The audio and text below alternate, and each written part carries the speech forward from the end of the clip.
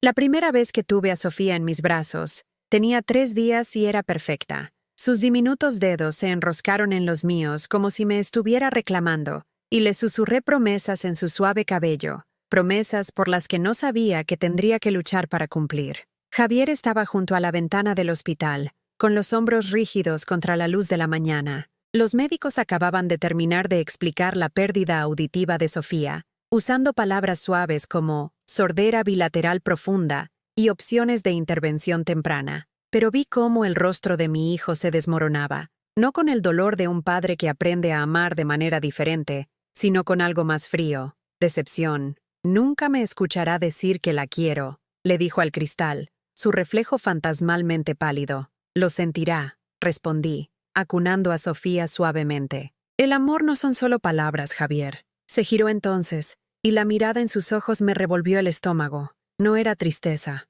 era reproche. Mamá, no lo entiendes. Esto lo cambia todo. Todo lo que planeé, todo lo que quería darle, es distinto ahora. Distinto. Como si mi nieta estuviera rota en lugar de maravillosamente completa a su propia manera. El viaje a casa desde el hospital transcurrió en silencio, excepto por la suave respiración de Sofía. La esposa de Javier, Clara, iba en el asiento del copiloto, agotada y abrumada, mientras yo sostenía a Sofía en la parte de atrás. A través del espejo retrovisor, atrapé los ojos de Javier varias veces. Cada mirada se sentía como si estuviera calculando pérdidas en lugar de contar bendiciones. En casa, ayudé a Clara a establecer la rutina de la nueva maternidad, mientras Javier desaparecía en su despacho, alegando que el trabajo no podía esperar. Pero lo escuché en llamadas telefónicas, su voz tensa por la frustración mientras explicaba a amigos y familiares. Sí, es sorda, decía, como anunciando un diagnóstico en lugar de presentar a su hija. Me quedé esa primera semana para ayudar. Vi a Javier sostener a Sofía mecánicamente, sus toques eficientes pero vacíos. Cuando lloraba, se la pasaba rápidamente. Probablemente tiene hambre otra vez, mascullaba, incluso cuando yo sabía que solo buscaba consuelo. El punto límite llegó al 6.º día. Sofía estaba inquieta, ese llanto de recién nacido que habla de necesidad básica más que de angustia. Clara estaba durmiendo, por fin descansando después de una noche difícil. Javier cogió a Sofía, la sostuvo durante exactamente 30 segundos y luego la volvió a dejar en la cuna. Ni siquiera puede oírme intentando calmarla, dijo, alejándose mientras sus llantos se intensificaban. ¿Qué sentido tiene? Me quedé mirando su figura que se retiraba. Algo frío se instaló en mi pecho. ¿Qué sentido tiene? El sentido era que era su hija. El sentido era que lo necesitaba. Esa noche, mientras me preparaba para irme, Javier me apartó. Mamá, necesito que entiendas algo. Esto no es para lo que me apunté. Clara y yo vamos a necesitar ayuda. Mucha ayuda. Por supuesto, dije con cautela. Aprender sobre la sordera, encontrar recursos. No. Su interrupción fue tajante. Me refiero a ayuda para criarla.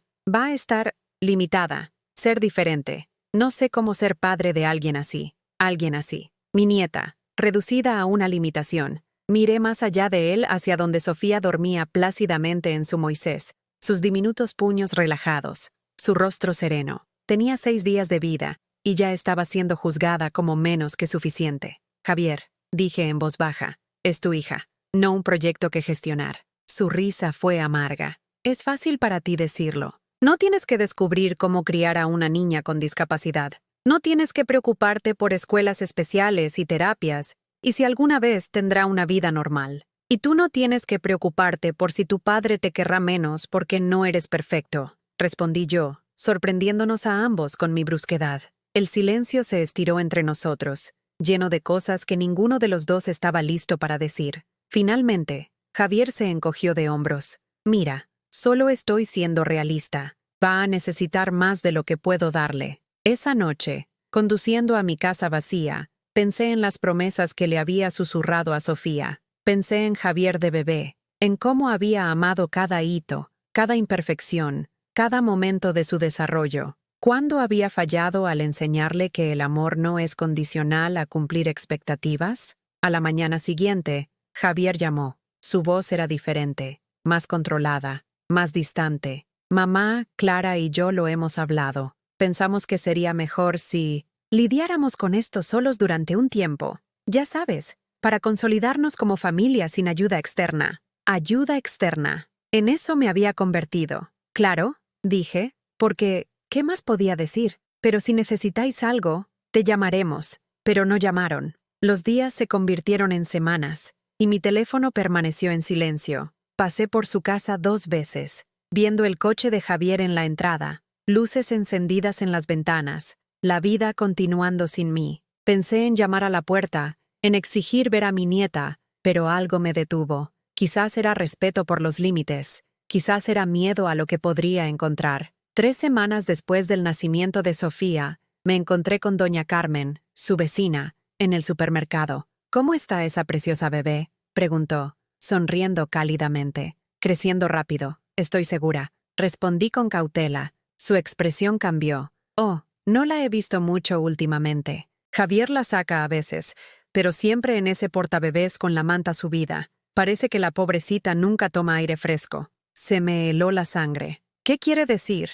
Doña Carmen miró a su alrededor y luego se acercó. «Bueno, probablemente no sea nada, pero he oído llorar. Tramos largos, ¿sabe? Y ayer vi a Javier irse a trabajar mientras la niña aún lloraba. El coche de Clara tampoco estaba allí. Esa tarde, tomé una decisión que lo cambiaría todo. Conduje hasta la casa de Javier. Aparqué al otro lado de la calle y esperé. 1 hora después, Javier salió, vestido para el trabajo, moviéndose con pasos rápidos y agitados. Subió a su coche sin mirar atrás, hacia la casa donde se oían débiles llantos incluso desde la calle. Esperé otros 10 minutos, luego crucé la calle y llamé a la puerta. No hubo respuesta, aunque el llanto continuaba. Usé la llave que Javier me había dado meses atrás para emergencias, llamando al entrar. «Clara, soy tu madre, Elena». La casa estaba demasiado silenciosa, excepto por los angustiados gemidos de Sofía que venían de arriba. Subí las escaleras con creciente pavor,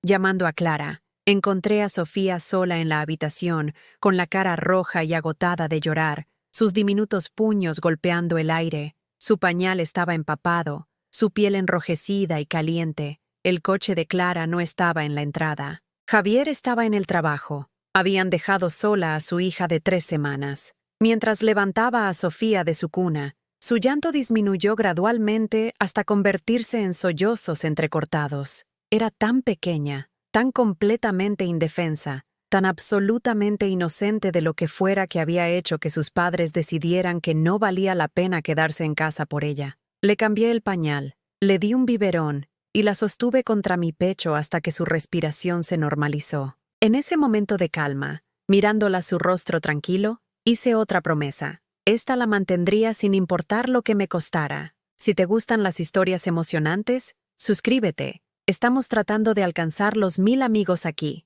Y dime, ¿desde qué ciudad nos estás viendo? Esa noche llamé a Javier. Cuando contestó, su voz estaba cansada pero a la defensiva. «Mamá, ¿qué pasa?» «Estuve hoy en tu casa, Javier». Sofía estaba sola. El silencio se alargó tanto que me pregunté si había colgado. Finalmente, Clara tenía una cita. Yo tenía reuniones que no podía cancelar. «Tiene 3 semanas, Javier. 3 semanas, y la dejasteis sola». Estaba durmiendo. Fue solo por 1 hora. Pero ambos sabíamos que eso no era cierto. El llanto, el pañal empapado, la habitación sobrecalentada. Sofía había estado sola mucho más de 1 hora. «Esto no puede volver a suceder», dije en voz baja. «Mamá, no entiendes la presión bajo la que estamos. Toda esta situación no es para lo que nos preparamos». «No es una situación, Javier. Es tu hija. Una hija que nunca me oirá decir su nombre», espetó. «Una hija que necesitará supervisión constante, escuelas especiales, intérpretes, terapia. ¿Tienes idea de lo que eso significa para nuestras vidas?» Cerré los ojos, escuchando al hombre que había criado hablar de su hija como si fuera una carga que gestionar en lugar de un regalo que atesorar. «Significa que la quieres de todos modos», dije simplemente. La risa de Javier fue aguda y amarga. «El amor no paga los cuidados especiales, mamá. El amor no hace que las aseguradoras cubran lo que ella va a necesitar. El amor no me devuelve la vida que planeé». Después de colgar, me senté en mi cocina mirando la foto en mi nevera. Javier a los 5 años, sonriendo sin un diente a la cámara después de perder el primero. Había pensado que esa sonrisa significaba que había hecho algo bien como madre. Ahora me preguntaba dónde me había equivocado. A la mañana siguiente, hice una llamada telefónica que cambiaría nuestra familia para siempre. Pero esa es una historia para mañana, cuando las grietas realmente comenzaron a notarse. La llamada telefónica que hice fue a la doctora Patricia Valls, una terapeuta familiar de la que había oído hablar a través de mi parroquia. No se lo dije a Javier. Algunas conversaciones deben tener lugar en espacios seguros, lejos de las personas que podrían sentirse juzgadas por tu necesidad de ayuda. Lo que describes no es infrecuente, dijo la doctora Valls durante nuestra primera sesión. Algunos padres luchan por vincularse con hijos que no cumplen con sus expectativas, pero abandonar a un recién nacido. Hizo una pausa, eligiendo sus palabras con cuidado. Eso está entrando en territorio peligroso. Comencé a visitar la casa de Javier cada pocos días, siempre llamando primero, siempre con una excusa. Traje la cena, compré algunas cosas en el súper, estaba por el barrio. Cada vez observaba cómo interactuaba con Sofía, esperando ver mejoría. En cambio, veía lo contrario. Javier había desarrollado una rutina de evitación. Sostenía a Sofía solo cuando Clara se lo pedía específicamente, e incluso entonces, sus toques eran mecánicos. Le cambiaba el pañal con la eficiencia de alguien que completa una tarea desagradable,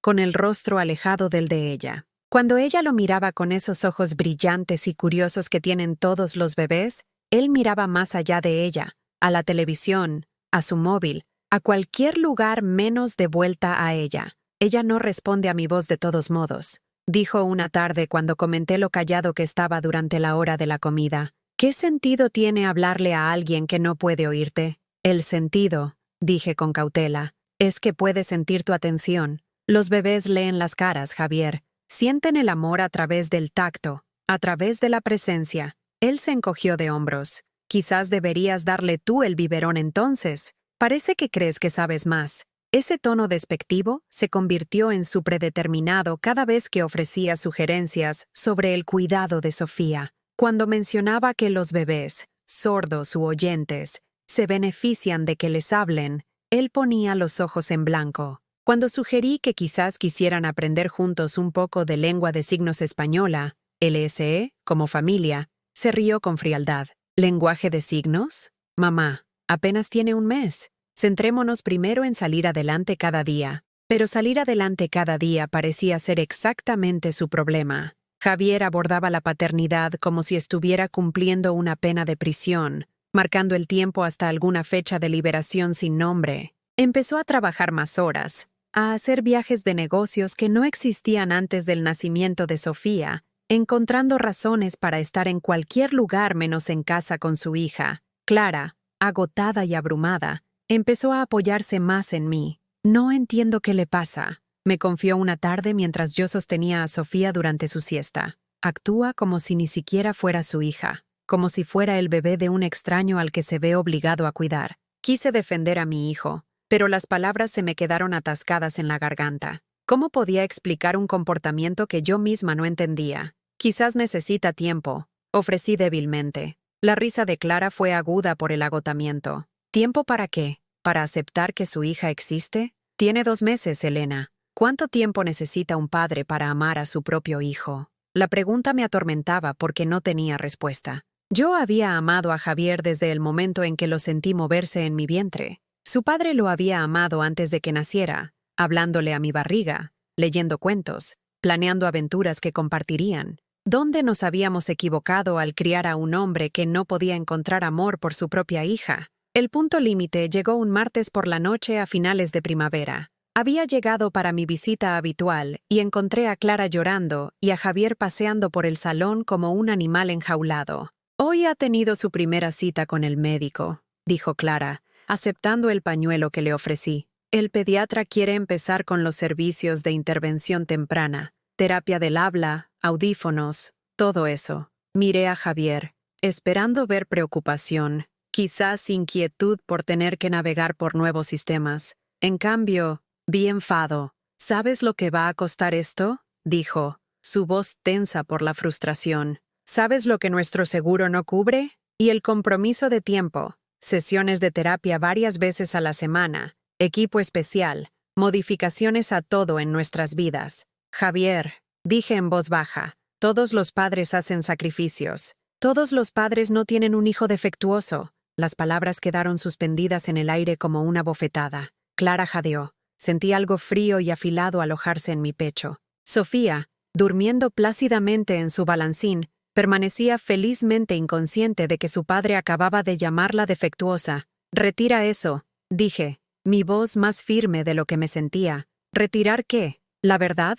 La compostura de Javier se estaba resquebrajando, revelando algo feo debajo. ¿Quieres que finja que esto es normal? ¿Que tener una hija con discapacidad no cambia todo sobre la vida que Clara y yo planeamos? Quiero que finjas que la quieres, dije en voz baja. ¿Querer? Javier se rió, pero no había humor en ello. El amor no paga la terapia. El amor no la hace normal. El amor no arregla lo que está mal en ella. No hay nada mal en ella, dije levantándome. Mis manos temblaban, pero mi voz se hacía más fuerte. Hay algo mal en ti. El rostro de Javier se puso rojo. No te atrevas a juzgarme. Criaste a tu único hijo perfecto y crees que lo sabes todo sobre la paternidad.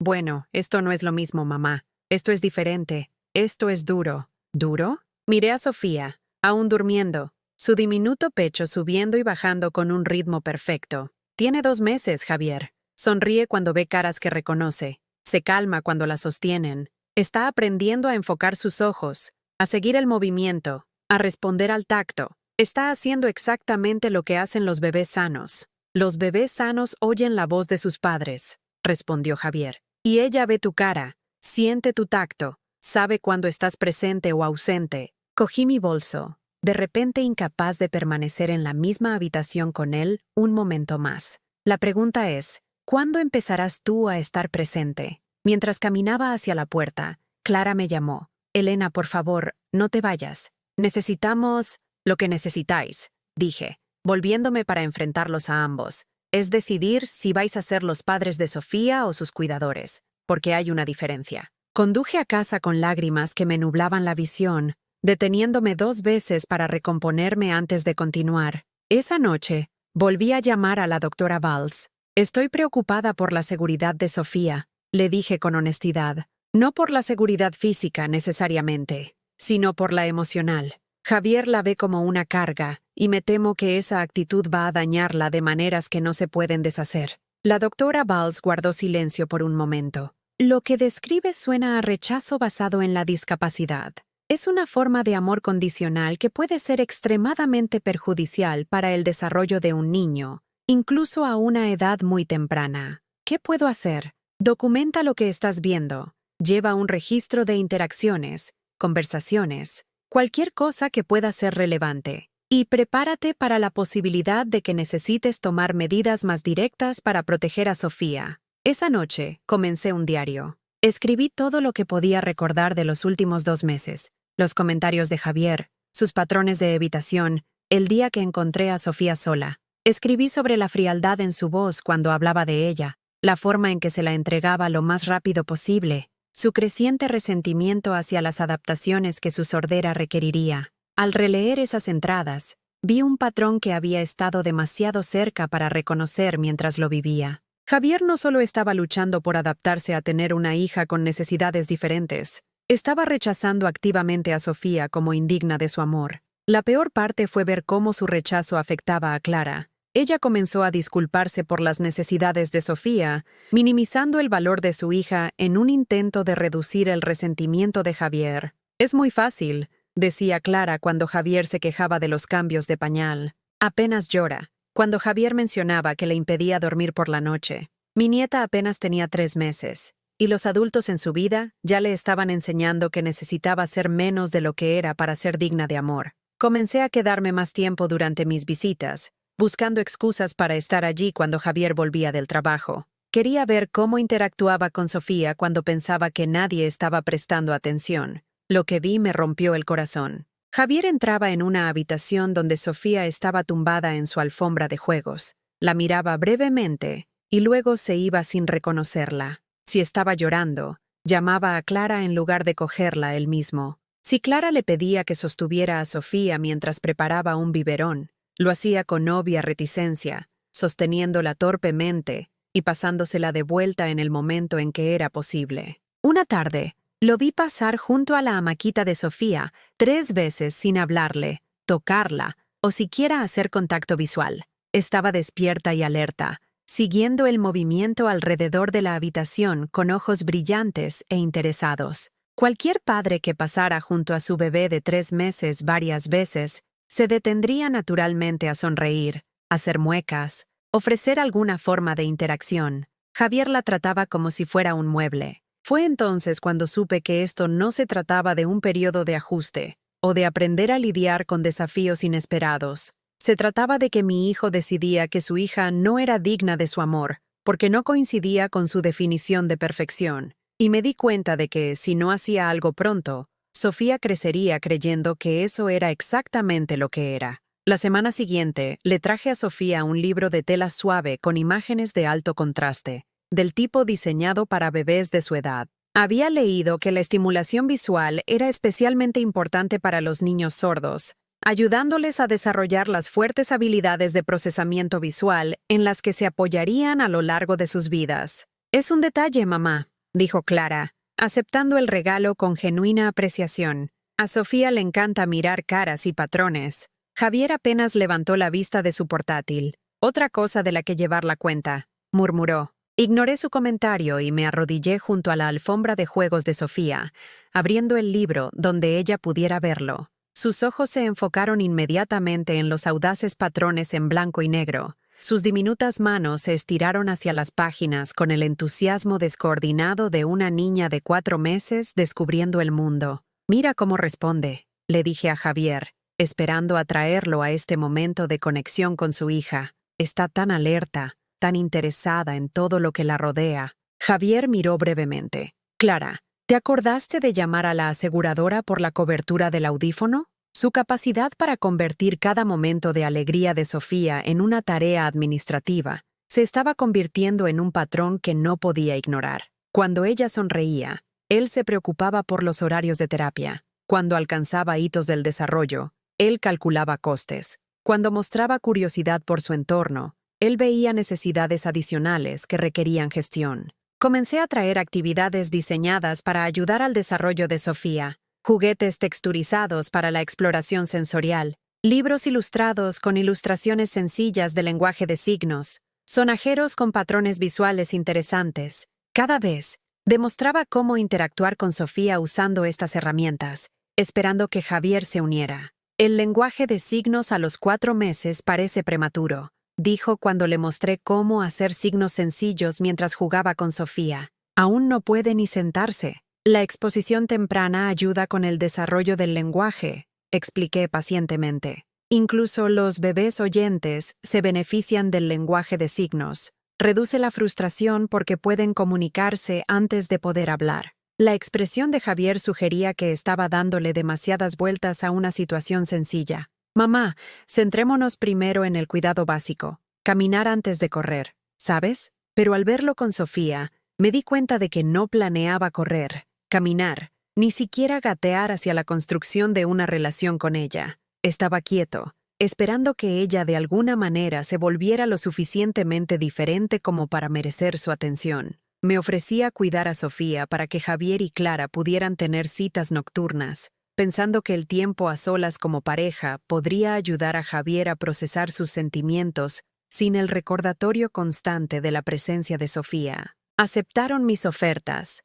pero cuando regresaban, Javier nunca preguntaba cómo había estado Sofía, qué había hecho, si había buscado nuevos juguetes o mostrado nuevos intereses. Clara inmediatamente iba a ver a Sofía, haciendo preguntas detalladas sobre su alimentación, su estado de ánimo, sus patrones de sueño. Javier me daba las gracias educadamente y se retiraba a su despacho, como si yo hubiera sido ayuda contratada en lugar de una abuela que había pasado la noche enamorándose más de su nieta. Durante una de estas noches de canguro, Sofía alcanzó un hito que me llenó el corazón de alegría y lo rompió simultáneamente. Estaba tumbada en su alfombra de juegos, golpeando los coloridos juguetes suspendidos sobre ella, cuando rodó de espaldas a boca abajo por primera vez. Grité de emoción, olvidando momentáneamente que no podía oír mi aliento. Pero Sofía no necesitaba oír mi alegría. Podía verla en mi cara, sentirla en mi suave toque mientras elogiaba su logro. Me miró con esos ojos brillantes y sonrió, orgullosa de su nueva habilidad. Cuando Javier y Clara regresaron, no podía esperar para compartir la noticia. Sofía ha rodado sobre sí misma esta noche, de espaldas a boca abajo, completamente sola. Se está poniendo tan fuerte. El rostro de Clara se iluminó de placer. ¿En serio? Oh, ojalá hubiera estado aquí para verlo. ¿Se sorprendió? ¿Lloró o parecía feliz? Parecía orgullosa de sí misma, dije, sonriendo al recordar. Me miró justo después como si estuviera diciendo, ¿viste lo que hice? La respuesta de Javier fue mirar su reloj. Bien, los hitos tempranos son importantes para los informes de evaluación. Informes de evaluación, el primer gran logro físico de mi nieta, y su padre lo vio como datos para archivos médicos. A medida que Sofía crecía y se volvía más interactiva, la disparidad entre cómo otros respondían a ella y cómo la trataba Javier se hizo imposible de ignorar. Cuando mi vecina doña Josefa conoció a Sofía a los 6 meses, pasó 20 minutos haciendo muecas, jugando al cucutrás y maravillándose de la capacidad de respuesta de Sofía. «Es tan expresiva», dijo doña Josefa mientras Sofía sonreía y estiraba la mano hacia su collar. «Mira cómo lo estudia todo, qué involucrada está. Se nota que es una niña lista». Javier, que había estado cerca durante esta interacción, dio un paso adelante. «Es sorda», dijo secamente, como si ese único hecho invalidara cada observación positiva que doña Josefa había hecho. Doña Josefa pareció confundida. «Oh, bueno, ciertamente no deja que eso la frene. Parece muy consciente de todo lo que sucede a su alrededor». «Por ahora», replicó Javier. «Espera a que sea mayor y se dé cuenta de todo lo que se está perdiendo». La crueldad casual de esa declaración, hablada delante de Sofía como si fuera incapaz de percibir las corrientes emocionales, reveló lo completamente desconectado que estaba Javier de los instintos parentales básicos. Incluso si Sofía no podía oír sus palabras, podía sentir su retraimiento emocional, su fundamental falta de calidez cuando la sostenía. Comencé a llegar más temprano para las visitas, queriendo pasar tiempo con Sofía antes de que Javier regresara del trabajo. Esas horas de la tarde se volvieron preciosas para mí. Ver a Sofía descubrir sus manos, ayudarla a practicar sentarse, leerle aunque sabía que no podía oír las historias. «¿Le lees todos los días?», observó Clara una tarde, sentándose a nuestro lado con una taza de té. «Creo que está empezando a reconocer los libros». Sofía de hecho mostraba preferencias, buscando ciertos libros sobre otros, enfocándose intensamente en páginas con caras o colores brillantes. «A los bebés les encanta la rutina», dije, colocando el libro donde Sofía pudiera verlo claramente. «Y le encantan las historias visuales. Mira cómo observa cada página». Cuando Javier llegó a casa esa noche, Clara compartió esta observación con entusiasmo. «Tu madre le lee a Sofía todas las tardes, y Sofía está empezando a tener libros favoritos. Es lo más dulce». La respuesta de Javier fue predecible. «Leerle a un bebé sordo parece un esfuerzo desperdiciado, pero si la mantiene tranquila, supongo que es algo». Esfuerzo desperdiciado. El desarrollo intelectual de su hija era un esfuerzo desperdiciado porque ella experimentaba historias a través de imágenes en lugar de sonidos. Las microhumillaciones se acumularon como pequeños cortes, cada uno aparentemente menor, pero colectivamente devastador. Cuando Sofía balbuceaba,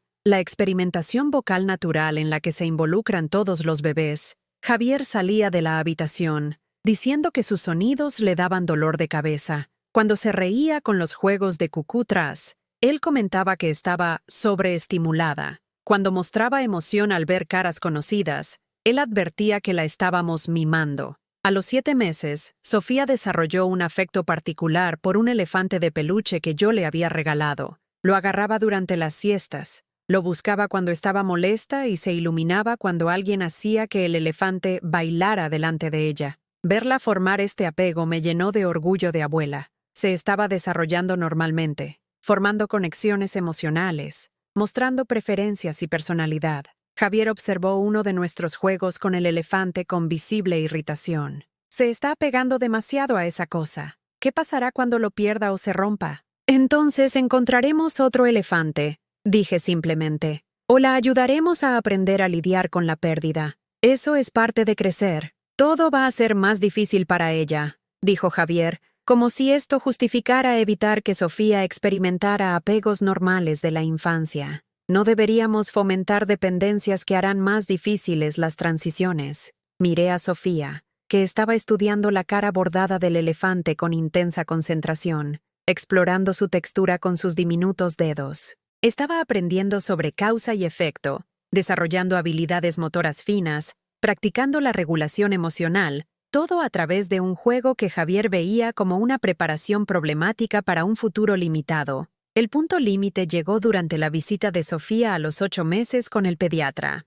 Me habían invitado porque Clara agradecía tener apoyo durante las citas en las que se discutía el desarrollo de Sofía. El doctor estaba satisfecho con el progreso de Sofía. Estaba cumpliendo todos sus hitos físicos, mostrando una fuerte atención visual, demostrando respuestas sociales normales. Es un bebé encantador, dijo el doctor Rodríguez, sonriendo a Sofía, que estaba sentada en el regazo de Clara examinando un instrumento médico, con la curiosidad típica de un bebé, alerta, involucrada, desarrollándose maravillosamente. ¿Han comenzado ya alguna introducción al lenguaje de signos? Javier respondió antes de que Clara pudiera hablar. Ahora mismo nos estamos centrando en el cuidado básico. El lenguaje de signos parece prematuro cuando aún no está caminando. El doctor Rodríguez pareció sorprendido. En realidad, la exposición temprana al lenguaje de signos es una de las intervenciones más beneficiosas para los niños sordos.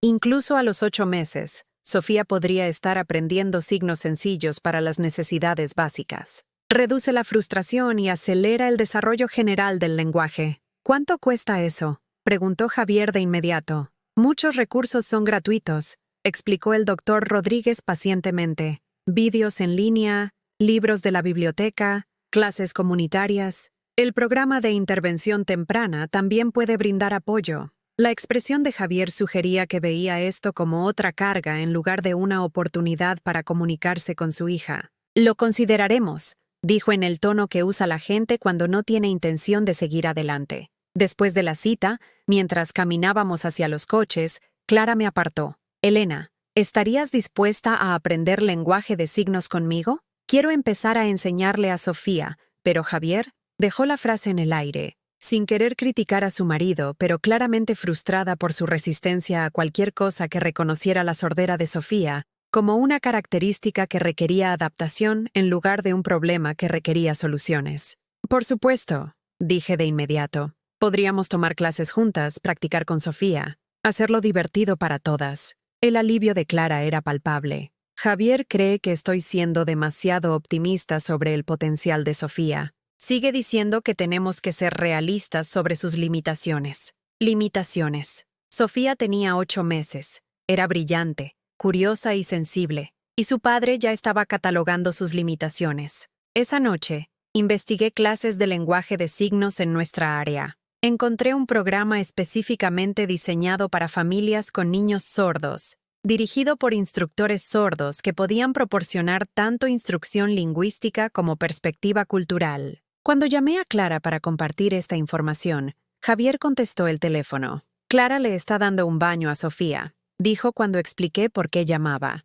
Tomaré nota. Encontré clases de lenguaje de signos que comienzan la próxima semana. Sesiones familiares los sábados por la mañana. Pensé que Clara y yo podríamos inscribirnos juntas. El silencio se alargó tanto que me pregunté si se había cortado. Finalmente, Javier habló. Mamá, aprecio lo que intentas hacer, pero Clara y yo necesitamos manejar la situación de Sofía a nuestra manera, a nuestro tiempo. Aprender a comunicarte con tu hija no es una situación, Javier. Es ser padre. No me sermonees sobre la paternidad, dijo, su voz aguda con enfado defensivo. Criaste a un hijo, y eso fue hace 30 años. Las cosas son diferentes ahora. Los desafíos son diferentes. El amor debería ser el mismo. Otra larga pausa. Luego, le diré a Clara que llamaste. Colgó antes de que pudiera responder, dejándome mirando mi teléfono y preguntándome cuándo mi hijo se había convertido en alguien que apenas reconocía. Dejé de llamar todos los días. El rechazo en la voz de Javier cada vez que sugería actividades para Sofía, la forma en que desestimaba sus logros, la crueldad casual de sus comentarios sobre su futuro. Todo se volvió demasiado para absorber repetidamente. En cambio, esperaba a que Clara me llamara, lo cual hacía con menos frecuencia a medida que la desaprobación de Javier hacia mi participación se hacía más obvia. Las clases de lenguaje de signos comenzaron sin nosotras. Me había inscrito yo sola, conduciendo al centro comunitario cada sábado por la mañana, para aprender junto a otros familiares de niños sordos. La instructora, María, era una mujer sorda de unos 40 años que enseñaba con paciencia y humor, ayudándonos a comprender que la sordera no era una limitación, sino simplemente una forma diferente de experimentar el mundo. Los niños que aprenden lenguaje de signos temprano a menudo sobresalen académicamente, explicó durante nuestra tercera sesión, sus manos moviéndose con gracia mientras hablaba y signaba simultáneamente. Desarrollan fuertes habilidades de procesamiento visual, razonamiento espacial mejorado y a menudo una comprensión lectora superior en comparación con sus pares oyentes. Pensé en Sofía, tan alerta y sensible a los 8 meses, mostrando ya la conciencia visual que podría convertirse en una fortaleza. Imaginé enseñarle estos hermosos y expresivos movimientos, viendo sus diminutas manos formar sus primeras palabras. Pero cuando intenté compartir esta emoción con Clara durante una de mis visitas cuidadosamente espaciadas, la presencia de Javier hizo que la conversación se sintiera peligrosa. La mujer que imparte la clase es sorda, dije con cautela, demostrando un signo simple para más, que pensé que Sofía podría disfrutar aprendiendo. Tiene un máster en educación, dirige su propio negocio, viaja internacionalmente para conferencias, ha logrado muchísimo. Javier levantó la vista de su portátil con irritación apenas disimulada. Eso está bien, mamá, pero las historias de éxito no cambian las estadísticas sobre tasas de empleo y desafíos sociales para las personas sordas. Estadísticas. Su hija tenía 9 meses, y él ya estaba investigando estadísticas de fracaso en lugar de posibilidades de éxito. Clara intentó tender un puente sobre la creciente tensión. ¿Quizás podríamos visitar una de las clases alguna vez? ¿Solo para ver cómo es? Ya tenemos suficientes citas, dijo Javier con firmeza. Entre las visitas al pediatra, las evaluaciones de intervención temprana y el papeleo del seguro, nuestros fines de semana están completos. Pero yo sabía que sus fines de semana no estaban llenos de actividades centradas en Sofía. Estaban llenos de proyectos de trabajo de Javier, obligaciones sociales que no incluían a Sofía, y recados que de alguna manera siempre requerían dejar a Sofía con una niñera, en lugar de llevarla consigo como la mayoría de los padres harían con un bebé de 9 meses. Comencé a programar mis visitas para cuando Javier viajaba por negocios, lo cual sucedía cada vez con más frecuencia. Durante estas tardes sin Javier, Clara y yo podíamos centrarnos completamente en Sofía, sin el peso opresivo de su desaprobación, llenando la habitación. Sofía a los 10 meses era una alegría de ver, sentada con confianza, gateando con determinación, poniéndose de pie sobre los muebles con la expresión triunfante que tienen los bebés cuando dominan nuevas habilidades. Jugaba al cucú-tras con entusiasmo, se reía con caras tontas y mostraba claras preferencias por ciertos juguetes y actividades. «Es tan lista», dijo Clara una tarde mientras veíamos a Sofía descubrir cómo abrir y cerrar una sencilla caja de puzzles. «Mira cómo estudia el mecanismo, qué deliberadamente mueve sus dedos. Está resolviendo problemas». Quería señalar que las habilidades visoespaciales de Sofía se estaban desarrollando exactamente como deberían para un niño sordo, que su intenso enfoque y enfoque analítico de los nuevos desafíos eran signos de las ventajas cognitivas que a menudo acompañaban a la sordera. Pero Clara ya estaba lo suficientemente aislada por la negatividad de Javier. No quería enfatizar diferencias que pudieran hacerla sentir más sola. En cambio, simplemente disfruté viendo a mi nieta descubrir su mundo con curiosidad y determinación. Sofía abordó cada nuevo desafío, ya fuera alcanzar un juguete justo fuera de su alcance o descubrir cómo hacer sonidos interesantes con cucharas de cocina y ollas, con el tipo de persistencia enfocada que sugería una mente fuerte y capaz desarrollándose normalmente. Cuando Javier regresaba de sus viajes de negocios, la atmósfera en la casa cambiaba inmediatamente.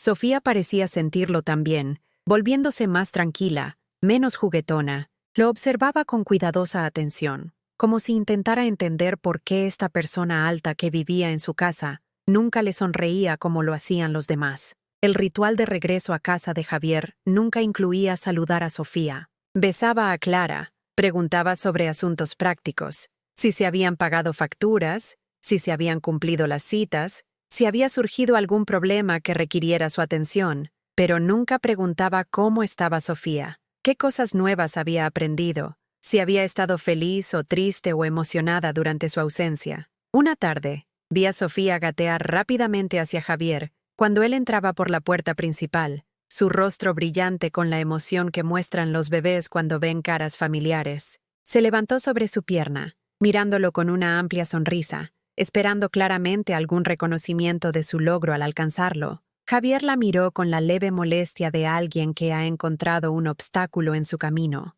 Con suavidad, pero con firmeza, desenredó sus manos de su pantalón y se alejó, llamando a Clara para decirle que necesitaba hacer algunas llamadas de trabajo. Sofía se sentó en el suelo donde la había dejado, confundida por el rechazo, pero aún no lo suficientemente mayor como para interiorizarlo como un reflejo de su valía. Miró a su alrededor buscando a alguien más con quien compartir su logro, gateando hacia mí con la misma expresión brillante que le había ofrecido a su padre. La cogí en brazos, elogiando su movilidad y fuerza, pero por dentro sentí que algo se rompía. ¿Cuántas veces se acercaría a Javier antes de aprender a no esperar calidez a cambio? ¿Cuánto tiempo pasaría antes de que su constante rechazo le enseñara que no valía la pena acercarse? El punto límite llegó durante la celebración del primer cumpleaños de Sofía. Clara había planeado una pequeña fiesta, solo la familia, con decoración, un pastel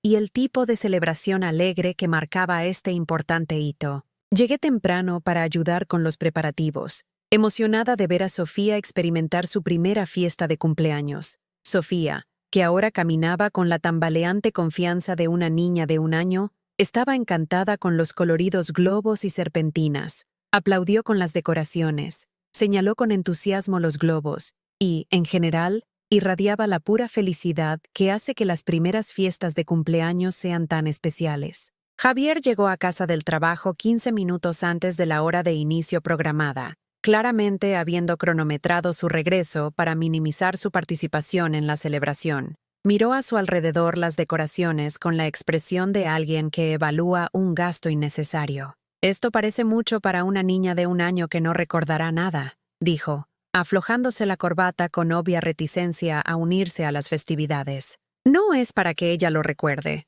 replicó Clara, su voz tensa por el esfuerzo de mantenerse positiva. «Es para celebrar haber superado nuestro primer año como padres». «Claro», dijo Javier, pero su tono sugería que no estaba seguro de que valiera la pena celebrar ese primer año. Durante la fiesta, Javier participó con cortesía mecánica. Sostuvo a Sofía para las fotos cuando se le pidió, la ayudó a soplar la vela, abrió regalos con la eficiencia de alguien que completa una tarea necesaria. Pero nunca sonrió espontáneamente ante el deleite de Sofía. Nunca expresó alegría al verla descubrir la diversión de rasgar papel de regalo o explorar nuevos juguetes. Cuando Sofía abrió el regalo que yo había traído, un juego de libros con hermosas ilustraciones y sencillas demostraciones de lenguaje de signos, la reacción de Javier fue inmediata y cortante. «Más material de lenguaje de signos», dijo, su voz con el cansancio de alguien que lidia con una molestia persistente.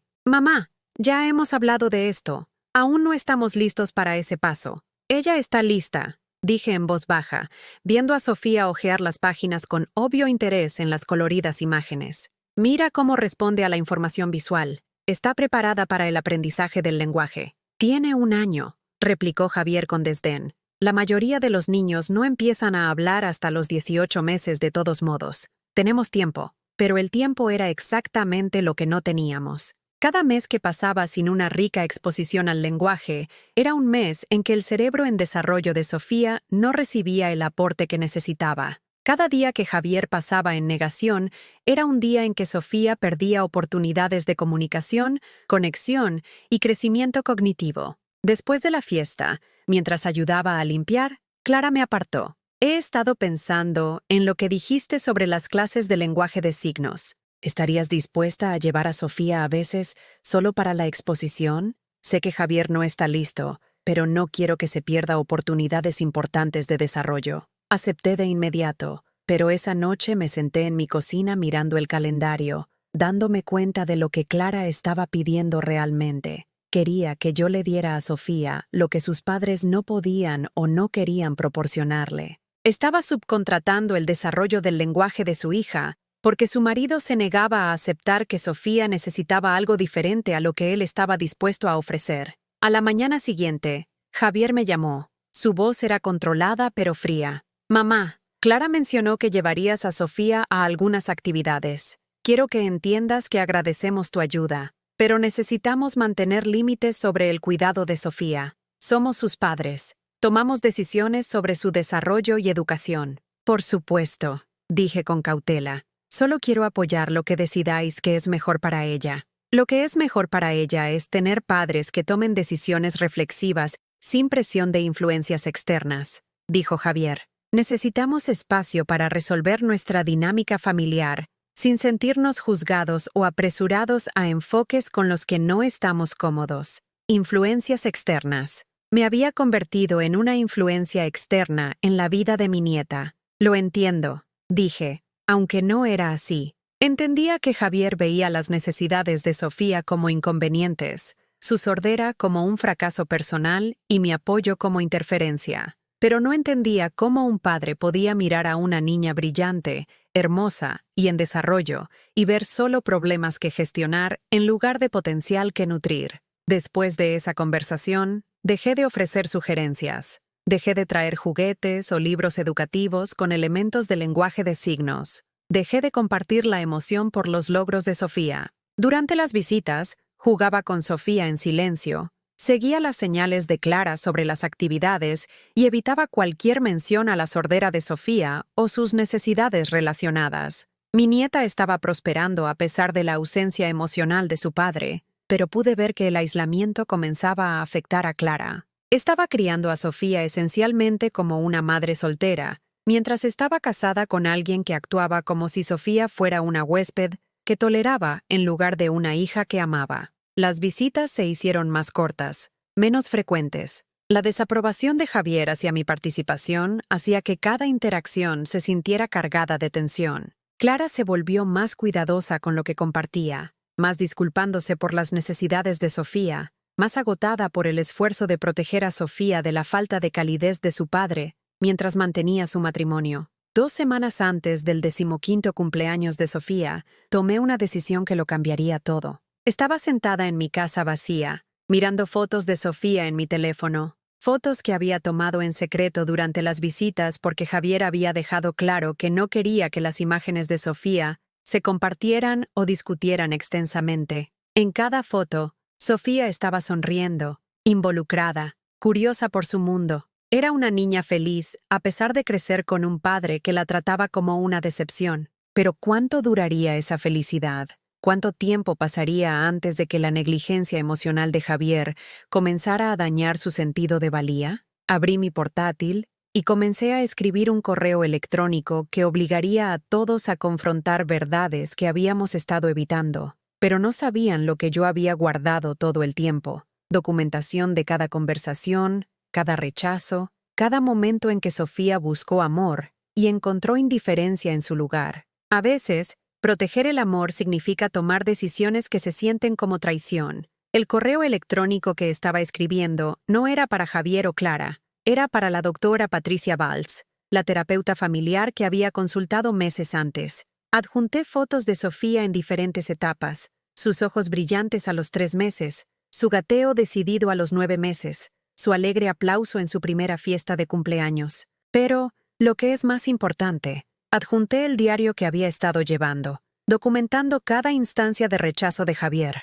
cada comentario cruel, cada momento de abandono emocional. Doctora Valls, escribí, necesito orientación profesional sobre cómo proteger a mi nieta del daño psicológico. La situación se ha deteriorado más allá de lo que describí inicialmente. Creo que Sofía se está desarrollando en un entorno emocionalmente inseguro y necesito entender mis opciones. Hacer clic en enviar se sintió como cruzar un puente que no podía desandar. Durante 15 meses, Me había dicho a mí misma que Javier eventualmente se vincularía con Sofía, que su rechazo era un shock temporal que se desvanecería a medida que ella creciera y fuera más interactiva. Pero verlo en su fiesta de cumpleaños, presente en cuerpo pero ausente en todo lo que importaba, finalmente me había obligado a aceptar una verdad insoportable. Javier no quería amar a Sofía. Había tomado la decisión deliberada de retener el afecto de su hija, porque ella no cumplía con sus estándares de descendencia aceptable. La doctora Valls respondió a las pocas horas.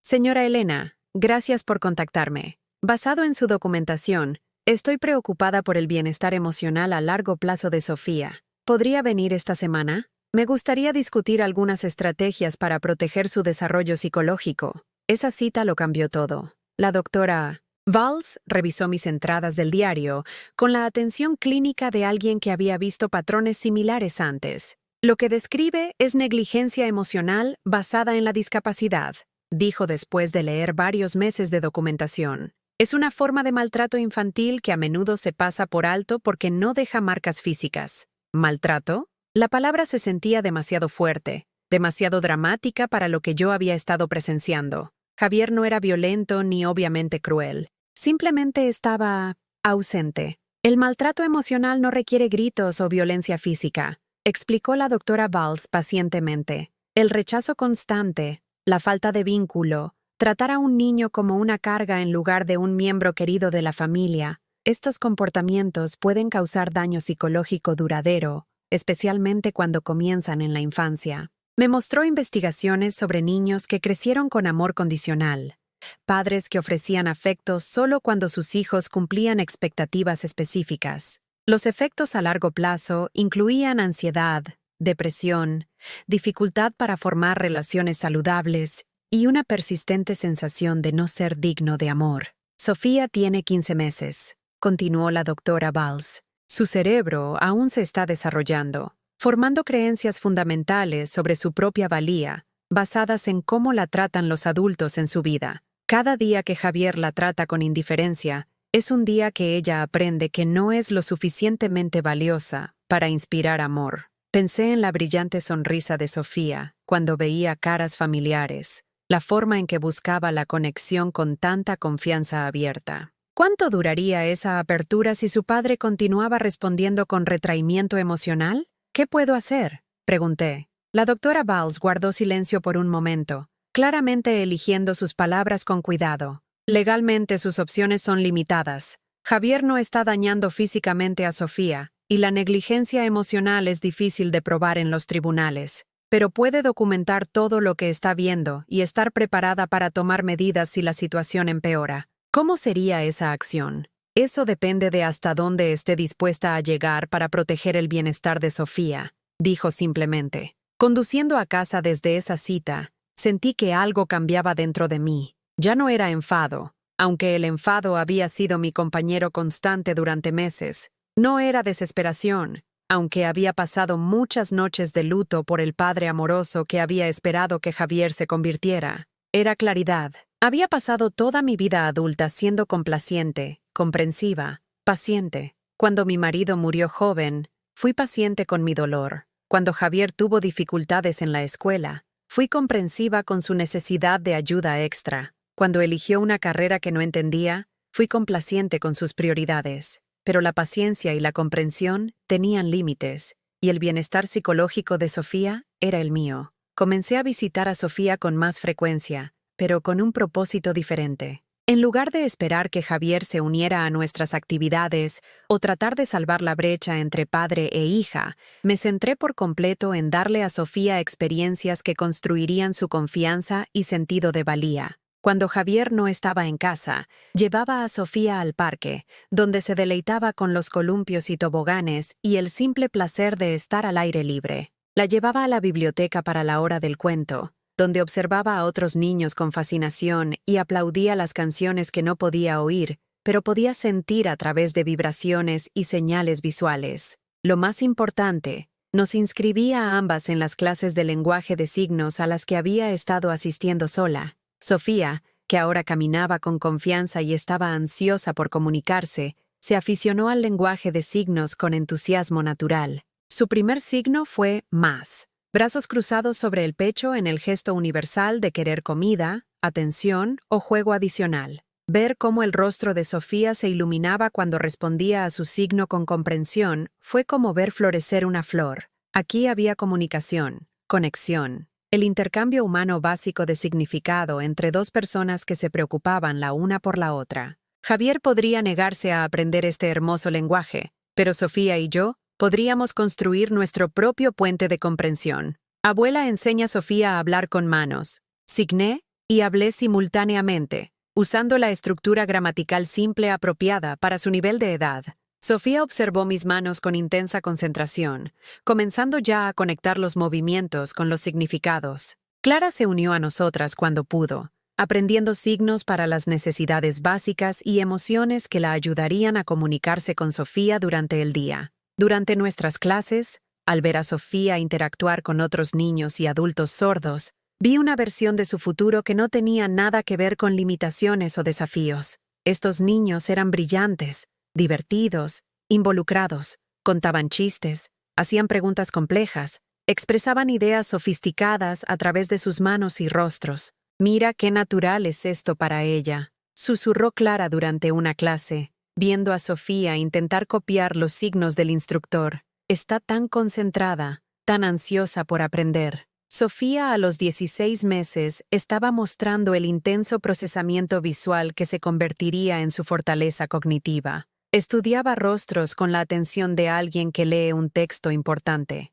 Notaba cambios en la iluminación de la habitación, nuevos objetos, cambios sutiles en las expresiones de las personas. Su mundo era rico en información visual que procesaba y analizaba con notable habilidad para alguien tan joven. Cuando Javier vio a Sofía practicar signos en casa, su reacción fue predeciblemente negativa. «Genial. Ahora esperará que todo el mundo aprenda un idioma extranjero solo para hablar con ella». «El lenguaje de signos no es extranjero», dije con calma. «Es el lenguaje natural de Sofía. Aprenderlo es la forma de comunicarte con tu hija». «Mi hija necesita aprender a funcionar en el mundo real», replicó Javier. «El mundo real no signa, pero el mundo real sí signaba. Lo había aprendido. La comunidad sorda era vibrante, educada, profesionalmente exitosa. Sofía podía crecer bilingüe, igualmente cómoda en lenguaje de signos y español escrito, con ventajas cognitivas que provenían de procesar información a través de múltiples vías. El mundo real de Javier era una estrecha porción de la sociedad oyente que veía la sordera como algo que superar en lugar de algo que abrazar. Su visión para el futuro de Sofía implicaba que ella luchara por encajar en su mundo en lugar de prosperar en su propio mundo expandido que incluía tanto a las comunidades oyentes como a las sordas. Dejé de discutir con Javier sobre las necesidades de Sofía. Las discusiones requerían respeto mutuo por el punto de vista opuesto, y Javier había dejado claro que veía la sordera de Sofía como un problema que requería gestión, en lugar de una característica que requería adaptación. En su lugar, me centré en darle a Sofía lo que necesitaba independientemente de la aprobación de su padre. Durante una de nuestras sesiones de lenguaje de signos, Sofía aprendió el signo de amor, manos cruzadas sobre el corazón. Lo practicó repetidamente, signando amor a su elefante de peluche, a Clara,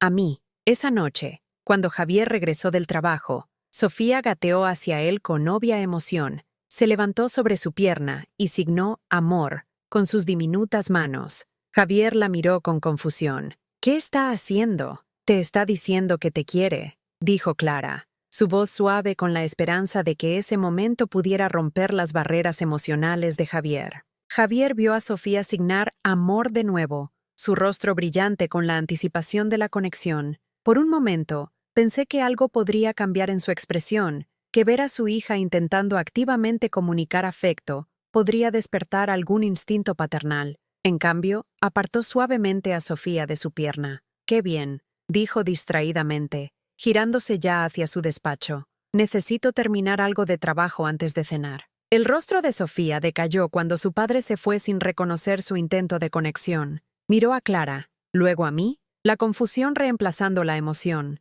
Signó amor, de nuevo, como si la repetición pudiera lograr la respuesta que había esperado. Esa noche, Después de que Sofía se durmió y Javier se encerró en su despacho, Clara se sentó en la mesa de su cocina y lloró. No las lágrimas frustradas de una madre abrumada, sino los sollozos con el corazón roto de una mujer que veía cómo su matrimonio envenenaba el desarrollo emocional de su hija. «No sé qué hacer», susurró cuando le traje un té. «Está empeorando, no mejorando. Cada hito que Sofía alcanza, cada cosa nueva que aprende, él lo trata como un recordatorio de lo que ha perdido, en lugar de una celebración de lo que ella ha ganado». Me senté a su lado, eligiendo mis palabras con cuidado. «Clara, ¿qué tipo de hombre quieres que Sofía piense que se merece en su vida?». La pregunta quedó flotando entre nosotras, cargada de implicaciones que ninguna de las dos estaba lista para expresar. Pero Clara entendió lo que realmente estaba preguntando. ¿Iba a dejar que Sofía creciera creyendo que los padres eran personas que retenían el amor, que trataban a los niños como decepciones, que ofrecían afecto condicional basado en cumplir estándares imposibles? «Se merece algo mejor», dijo Clara finalmente. «Se merece creer que es digna de amor tal como es». Ya no era dolor, era claridad. Sofía merecía una infancia donde los adultos celebraran sus logros, en lugar de catalogar sus limitaciones. Merecía crecer sabiendo que era querida, valorada, vista como una persona completa en lugar de un problema que requería soluciones. Y si su padre no podía proporcionar esa base de amor incondicional, entonces alguien más tendría que asegurarse de que lo recibiera de todos modos. 3 semanas después del intento fallido de Sofía de designar amor a su padre, recibí una llamada telefónica inesperada. Era de Laura García del banco, la misma mujer que me había dado la noticia sobre la ejecución hipotecaria años atrás cuando mi propia vida se desmoronó. Pero esta vez, llamaba sobre la situación financiera de Javier, no la mía. «Señora Elena, llamo porque usted está en la lista de contactos de emergencia en la cuenta hipotecaria de su hijo», dijo, su voz con esa familiar simpatía profesional que recordaba de mi propia crisis. «Hemos estado tratando de comunicarnos con el señor y la señora Durán sobre algunas irregularidades en su historial de pagos, pero nuestras llamadas no están siendo devueltas». Se me revolvió el estómago. Javier siempre se había enorgullecido de su responsabilidad financiera, a menudo criticando a otros por la mala gestión del dinero. ¿Qué tipo de irregularidades? No puedo discutir detalles específicos sin el permiso del señor Durán, pero puedo decirle que estamos preocupados por el estado de la cuenta. Si habla con él, por favor pídale que se comunique con nosotros de inmediato. Esa noche, llamé a Javier con el pretexto de preguntar por Sofía. Su voz sonaba tensa, distraída. Cuando mencioné que el banco había llamado, el silencio en la línea se alargó tanto que pensé que se había cortado. «Javier, ¿oíste lo que dije?» «Te oí». Su voz era tensa con un estrés apenas controlado. «La situación del banco es complicada. Lo estoy manejando. ¿Hay algo que pueda hacer para ayudar?» «No, este es nuestro problema a resolver. Nuestro problema». Incluso en la crisis financiera, no podía reconocer que Sofía pudiera verse afectada por decisiones que ponían en peligro la seguridad de su vivienda. La semana siguiente, Clara llamó mientras Javier estaba en el trabajo. Su voz era temblorosa, apenas controlada. «Elena, necesito preguntarte algo, y necesito que seas honesta conmigo. ¿Ha hablado Javier contigo sobre problemas de dinero?» Le conté sobre la llamada del banco, y la fuerte inhalación de Clara confirmó mis temores. «Me ha estado ocultando cosas», dijo. «Encontré extractos de tarjetas de crédito en su despacho, facturas que no sabía que existían. Estamos en serios problemas». «¿Qué tan serios?» 3 meses de retraso en la hipoteca, tarjetas de crédito al límite. Y hay algo más. Javier ha estado sacando dinero del plan de estudios de Sofía. La cuenta a la que he estado contribuyendo desde que nació está casi vacía. La traición fue asombrosa. Javier no solo había fallado en proporcionar apoyo emocional a su hija, sino que había estado robando dinero designado para su futuro. «Clara, ¿qué vas a hacer?» «No lo sé». Cuando lo confronté, dijo que las necesidades educativas de Sofía serían diferentes de todos modos, que el ahorro universitario tradicional no tenía sentido para una niña con discapacidad. Su voz se quebró. Dijo que el dinero se usaba mejor resolviendo problemas inmediatos que ahorrando para un futuro que podría no materializarse. Un futuro que podría no materializarse. Javier había descartado el potencial de Sofía antes de que cumpliera 2 años. Ese fin de semana me ofrecí a cuidar a Sofía mientras Clara asistía a una cita de planificación financiera que había programado sin el conocimiento de Javier. Necesito entender nuestra situación real, explicó. Javier sigue diciendo que lo está manejando todo, pero claramente no es así. Sofía, que ahora caminaba con confianza y comenzaba a combinar signos en frases sencillas de 2 palabras, pasó la tarde mostrándome sus últimos logros. Podía asignar más libro cuando quería otra historia, ayuda por favor, cuando necesitaba ayuda para alcanzar un juguete, y terminado, cuando terminaba de comer. Su desarrollo del lenguaje se estaba acelerando exactamente como debería para un niño que recibe un aporte de comunicación constante. Pero lo que es más importante, Sofía estaba desarrollando una personalidad que brillaba con confianza y curiosidad. Abordaba nuevos desafíos con determinación, resolvía problemas sencillos con concentración y compartía sus descubrimientos con la emoción de una niña que sabía que sus logros serían celebrados. Cuando Clara regresó de su cita, su rostro estaba pálido pero resuelto. «Es peor de lo que pensaba», dijo después de que Sofía se durmiera la siesta. «Podríamos perder la casa en 60 días si Javier no hace pagos significativos de inmediato. Y el nivel de deuda, incluso si mantuviéramos la casa, estaríamos pagando mínimos durante décadas». ¿Qué sugirió el planificador financiero? Clara miró por la ventana, viendo a los vecinos ir y venir de casas que poseían, vidas que habían construido sobre cimientos de estabilidad a los que Sofía podría no tener acceso. Varias opciones: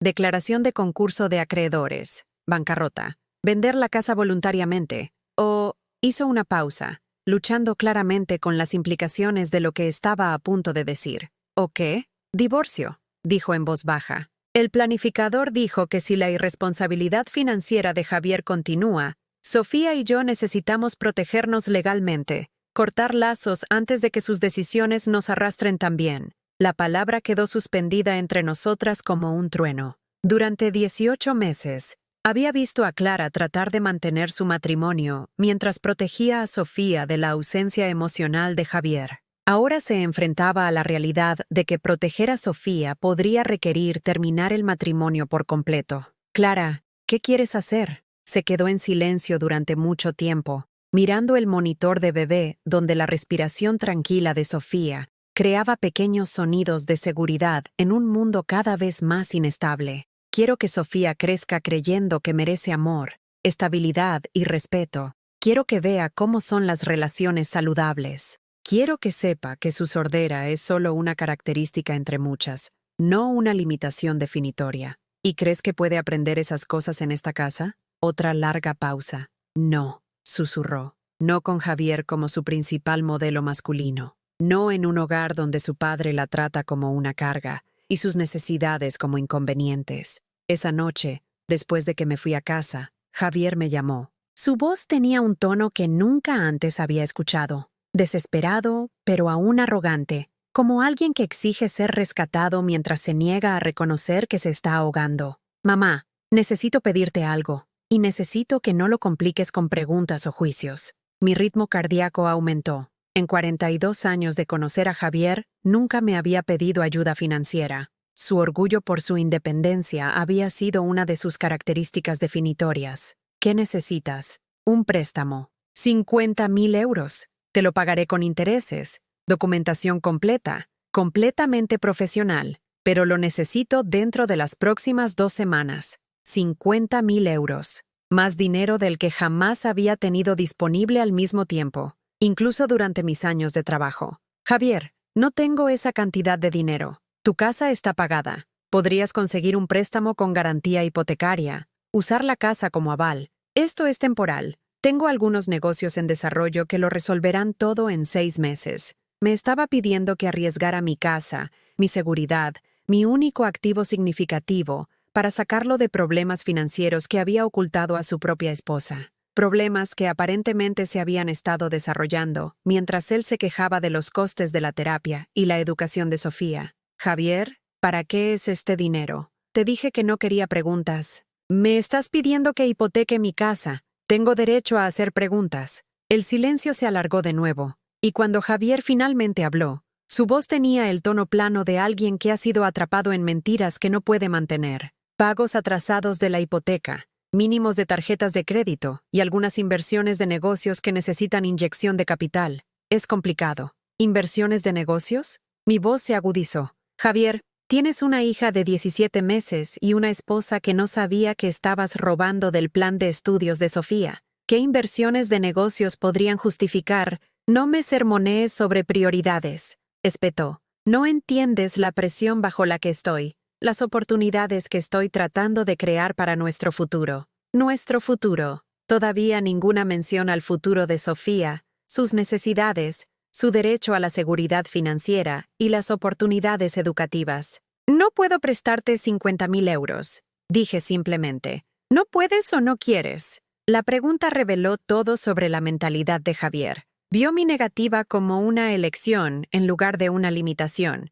Otro ejemplo de personas que no lo apoyaban durante su crisis en lugar de una consecuencia de su propia mala gestión financiera. Ambas cosas, dije honestamente. No puedo permitirme arriesgar mi casa, y no voy a permitir que sigas tomando decisiones que ponen en riesgo la seguridad de Sofía. La risa de Javier fue aguda por la incredulidad. ¿Así que la seguridad de Sofía importa más que mantener a nuestra familia unida? ¿Preferirías vernos perderlo todo antes que ayudarnos a volver al buen camino? Javier, ya perdiste todo lo que importa. Perdiste la conexión con tu hija, el respeto de tu esposa, y ahora estás perdiendo tu estabilidad financiera. El dinero no arreglará los problemas reales en tu familia. Los problemas reales, repitió, su voz goteando sarcasmo. Claro, según tú, el problema real es que no paso suficiente tiempo jugando con mi hija con discapacidad en lugar de trabajar para asegurar su futuro. El problema real es que no quieres a tu hija en absoluto. Las palabras salieron antes de que pudiera detenerlas, llevando 18 meses de frustración reprimida, negligencia documentada y crueldad presenciada. Quedaron suspendidas en el silencio como una acusación que no se podía retirar. ¿Cómo te atreves?, dijo Javier finalmente, su voz peligrosamente baja. ¿Cómo te atreves a cuestionar mi amor por mi familia? Lo cuestiono porque nunca he visto evidencia de ello, respondí, sorprendida por mi propia firmeza. He documentado 18 meses de ti tratando a Sofía como una carga, llamándola defectuosa, negándote a aprender a comunicarte con ella, robando dinero destinado a su educación y priorizando tu propia comodidad sobre sus necesidades de desarrollo. Si eso es amor, Javier, entonces tenemos diferentes definiciones de la palabra. La línea se cortó. Javier me había colgado, pero esta vez se sintió como libertad en lugar de rechazo. 2 días después, Clara llamó. Su voz era diferente, más fuerte, más resuelta. Elena, necesito decirte algo. Javier y yo nos separamos. He solicitado la separación legal y he iniciado los trámites de divorcio. Sentí que el alivio me inundaba como agua fría. ¿Cómo puedo ayudar? Me gustaría que Sofía y yo nos quedáramos contigo por un tiempo, solo hasta que pueda encontrar un piso y resolver nuestra nueva normalidad. Si eso es demasiado. Sí, dije de inmediato. Sí, podéis quedaros todo el tiempo que necesitéis. Ambas. Esa noche, preparé la habitación de Sofía en lo que había sido mi cuarto de costura, montando una cuna, organizando juguetes, creando un espacio donde mi nieta sería bienvenida, querida y protegida. Mientras colgaba cuadros alegres en las paredes, pensé en las promesas que le había susurrado a Sofía en el hospital hace 18 meses. Finalmente iba a poder cumplirlas. Clara y Sofía se mudaron a mi casa un martes por la mañana a principios de primavera. Vi a mi nieta explorar su nuevo espacio con la adaptabilidad que poseen los niños de 18 meses, reclamando inmediatamente el rincón soleado donde había colocado su caja de juguetes y tratando la mudanza como una aventura en lugar de una crisis. «Casa abuela», signó Sofía, mirando a su alrededor con brillante curiosidad antes de instalarse a jugar con bloques como si hubiera vivido allí siempre. Por primera vez en meses, vi a Clara relajarse. Sin la constante desaprobación de Javier llenando cada habitación, pudo centrarse por completo en las necesidades de Sofía y en su propia curación. Establecimos rutinas que priorizaban el desarrollo de Sofía, práctica matutina del lenguaje de signos, paseos por la tarde al parque, hora del cuento por la noche donde Sofía podía ver nuestras caras claramente mientras leíamos. Sofía prosperó en este ambiente de aceptación incondicional. Su vocabulario se expandió a diario, su confianza creció, y su curiosidad natural floreció sin la presencia amortiguadora de un padre que veía sus logros como recordatorios de insuficiencia, en lugar de celebraciones de crecimiento. Pero Javier no estaba aceptando la separación en silencio. El primer indicio llegó 3 días después de que Clara y Sofía se mudaran. Regresé de hacer la compra para encontrar el coche de Javier en mi entrada y voces elevadas provenientes del interior de mi casa. Entré por la puerta trasera para encontrar a Javier en mi salón, su rostro enrojecido por la ira, mientras Clara estaba de pie protectoramente cerca del área de juegos de Sofía. «No me vas a quitar a mi hija porque hayas decidido que no soy lo suficientemente bueno», estaba diciendo Javier, su voz tensa con desesperación y rabia. «No te la estoy quitando», respondió Clara, su voz firme a pesar de su obvio estrés. «La estoy protegiendo de un padre que la trata como un error en lugar de un milagro». Javier me vio en el umbral y se giró. «Mamá, hazla entrar en razón. Está destruyendo nuestra familia por problemas imaginarios con mi paternidad. Problemas imaginarios. 18 meses de negligencia emocional documentada reducidos a la imaginación de Clara. Javier», dije con calma, dejando mis bolsas de la compra, «no fuiste invitado a mi casa. Quiero que te vayas». «¿Tu casa?». La risa de Javier fue aguda y amarga. «¿Te refieres a la casa que voy a heredar de todos modos? ¿La casa que ahora estás usando para dar refugio a mi mujer y mi hija mientras destruyen mi matrimonio?» La casual suposición de que mi casa algún día sería suya, combinada con su caracterización de Clara protegiendo a Sofía como «dar refugio», reveló capas de derecho que nunca había reconocido por completo en mi hijo. «Esta es mi casa», dije simplemente. «Clara y Sofía son bienvenidas aquí todo el tiempo que necesiten un lugar seguro». ¿Un lugar seguro? La voz de Javier se elevó a casi un grito.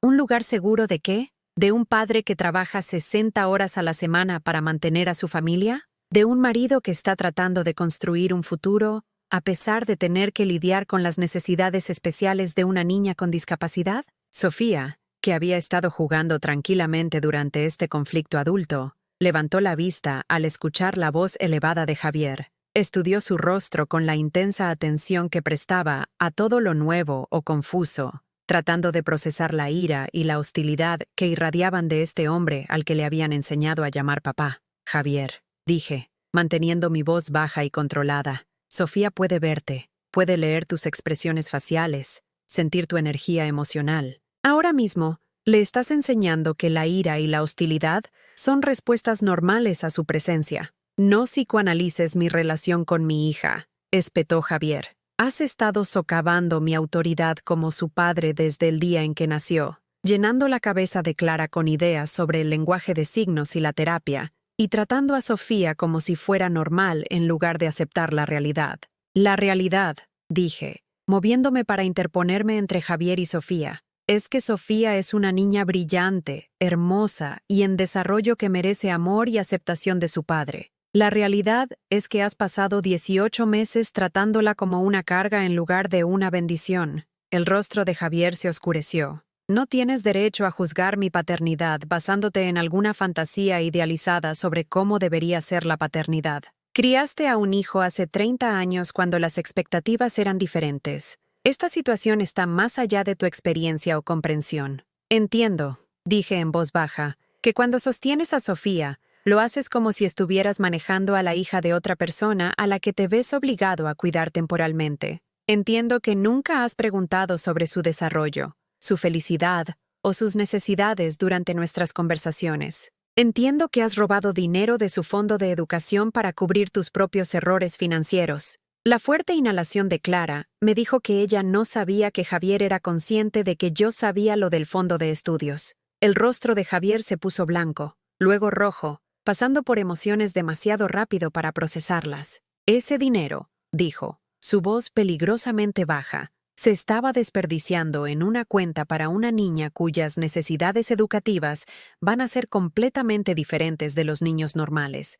Redirigí fondos para resolver problemas inmediatos que afectan a toda nuestra familia. Le robaste a tu hija», dije simplemente. «Tomaste dinero destinado a su futuro y lo usaste para cubrir deudas que habías ocultado a tu esposa. Tomé decisiones financieras estratégicas sobre recursos que pertenecen a mi familia, replicó Javier. Recursos que gané, en una casa que pago, para una familia que mantengo. Javier, dijo Clara en voz baja, dejaste de mantener a esta familia el día que nació Sofía. Has estado ausente financiera y emocionalmente desde entonces. Javier se volvió hacia Clara con una furia que nunca antes le había visto.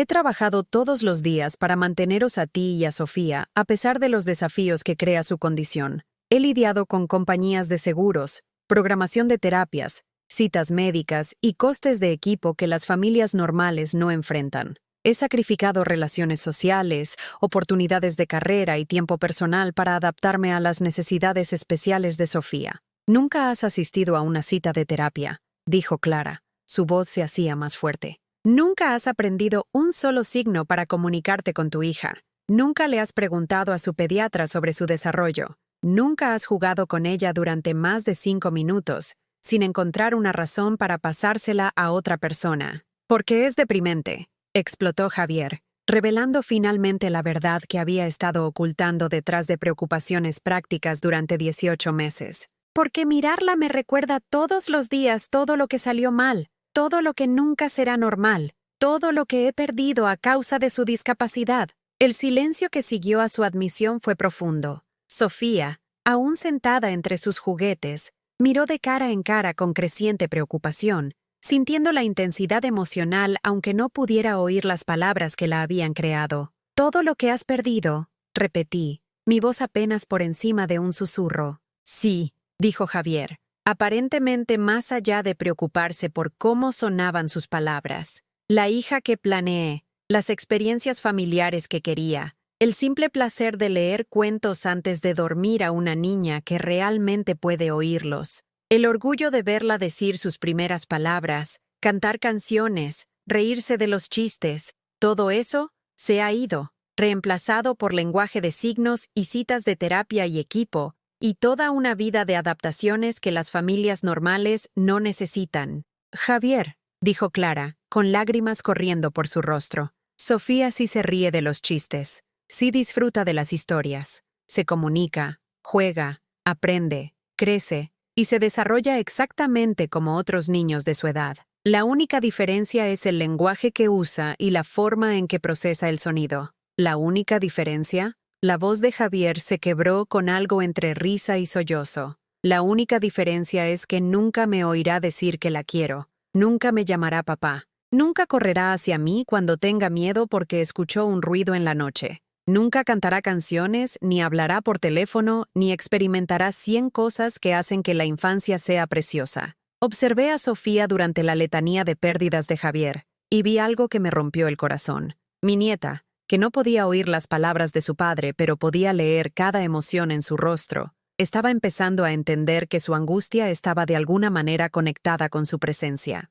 Miró sus juguetes, sus pequeños hombros caídos, su brillante curiosidad atenuándose mientras absorbía el mensaje de que su padre estaba sufriendo por quién era ella. Javier, dije, mi voz llevando 18 meses de dolor y furia acumulados, mira a tu hija. Él miró a Sofía brevemente con desdén. No, dije con firmeza. Mírala de verdad. Mira lo que acabas de hacerle. Javier miró de nuevo, y esta vez vio lo que yo veía. Una hermosa niña de 18 meses que acababa de aprender que su existencia causaba sufrimiento a su padre. El rostro de Sofía mostraba confusión y dolor, el comienzo de una vergüenza que ningún niño debería sentir jamás sobre su identidad fundamental. Esto es lo que has hecho, continué, mi voz firme pero implacable. Le has enseñado a tu hija que es una decepción. Le has mostrado que el amor es condicional a cumplir expectativas que nunca podrá satisfacer. Has pasado 18 meses enseñándole a Sofía que no es digna de afecto, porque no es la niña que pediste. Yo nunca dije, no necesitaste decir nada. Los niños aprenden más de lo que les mostramos que de lo que les decimos. Y lo que le has mostrado a Sofía es que los padres son personas que toleran a sus hijos en lugar de atesorarlos. Caminé hacia Sofía y me arrodillé a su lado, tomando suavemente sus pequeñas manos entre las mías. Me miró con ojos que tenían demasiada comprensión para alguien tan joven. Sofía. Signé y hablé simultáneamente, asegurándome de que pudiera ver tanto mis palabras como mi expresión. Eres perfecta exactamente como eres. Eres amada por completo y sin condiciones. Tu sordera es parte de lo que te hace especial, no algo que te haga menos que otros niños. Sofía estudió mi rostro con cuidado. Luego signó «Amor, abuela», con la clara precisión de una niña que había tenido práctica constante. Me volví hacia Javier.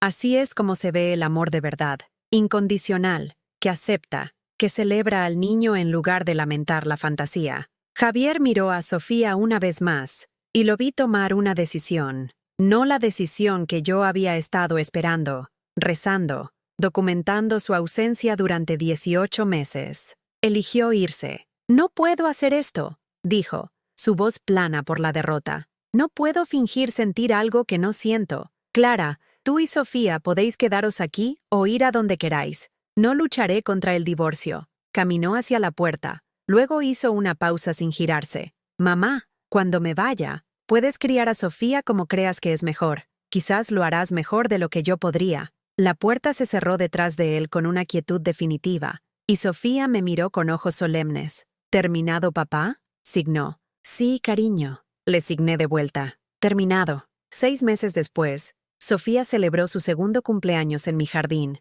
rodeada de personas que la veían exactamente como era. Una niña brillante, cariñosa y curiosa, cuya sordera era simplemente un hilo en el hermoso tapiz de su identidad.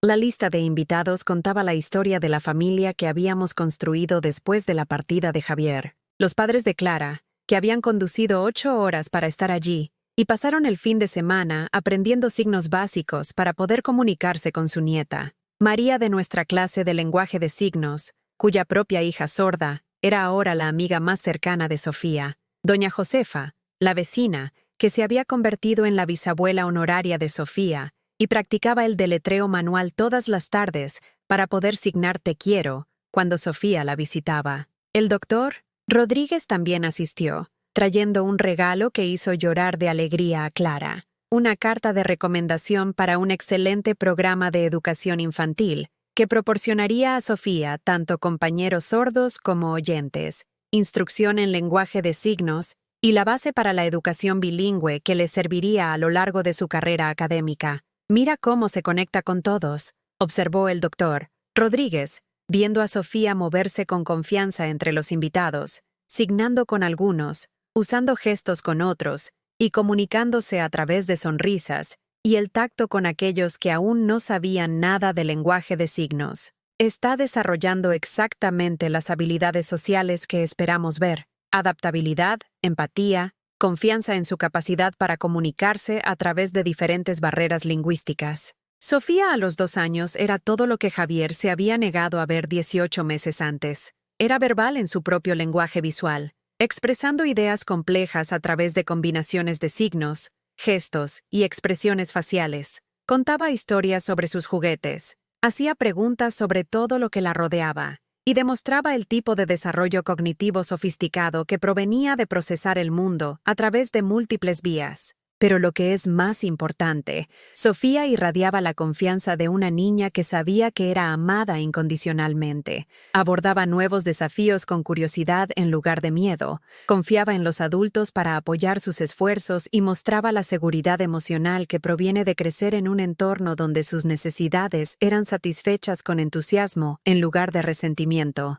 «Feliz cumpleaños, Sofía», se signó a sí misma cuando vio el pastel, su rostro brillante de deleite por ser el centro de atención positiva. Había aprendido que las celebraciones significaban alegría, no obligación, y que sus logros eran fuentes de orgullo en lugar de recordatorios de insuficiencia. Clara se había transformado tan dramáticamente como Sofía. Libre del estrés constante de proteger a Sofía de la negligencia emocional de Javier mientras mantenía su matrimonio, había redescubierto su propia fuerza y confianza. Había encontrado un trabajo que se adaptaba al horario de Sofía, se había inscrito en cursos universitarios para completar la carrera que había abandonado años antes y había comenzado a construir la vida independiente que nunca había imaginado necesitar. «Sigo esperando que pase algo malo», confió Clara mientras veíamos a Sofía jugar con los otros niños. «Alguna crisis que demuestre que no puedo manejar la maternidad en solitario, o que dejar a Javier fue un error. ¿Lo echas de menos?», pregunté, genuinamente curiosa sobre cómo había procesado el final de su matrimonio. Clara se quedó en silencio por un momento, considerando seriamente la pregunta. Extraño al hombre que pensé que era cuando me casé con él. Extraño al padre en el que esperaba que se convirtiera, pero no extraño la realidad de vivir con alguien que trataba a nuestra hija como una carga. Hizo una pausa, viendo a Sofía intentar enseñarle a otro niño cómo signar más, mostrándole el movimiento repetidamente con entusiasmo paciente. Mírala, Elena. Es feliz. Tiene confianza. Confía en que cuando se comunica, la gente responderá con interés en lugar de irritación. Eso es lo que quiero para su infancia. La creencia de que es digna de atención, amor y respeto. La transformación en nuestra vida diaria había sido notable. Sin la constante desaprobación de Javier creando tensión, el desarrollo de Sofía se había acelerado de maneras que sorprendieron incluso a sus terapeutas. Su vocabulario de signos se expandió rápidamente cuando se dio cuenta de que todos en su entorno primario estaban comprometidos a aprender su lenguaje, en lugar de exigirle que se adaptara al de ellos. Había comenzado a combinar signos en frases complejas, haciendo preguntas como ¿dónde abuelo fue?, cuando notaba la foto de mi difunto esposo en la repisa de la chimenea, y ¿por qué bebé llora?, cuando encontrábamos a un bebé molesto en el supermercado. Su capacidad para comprender causa y efecto, notar matices emocionales en los demás y expresar empatía se había desarrollado exactamente como debería para una niña brillante de 2 años. La actividad favorita de Sofía se había convertido en enseñar lenguaje de signos a sus peluches y muñecas. Los alineaba en su área de juegos y demostraba signos con la repetición paciente de alguien que había aprendido a través de un refuerzo positivo constante.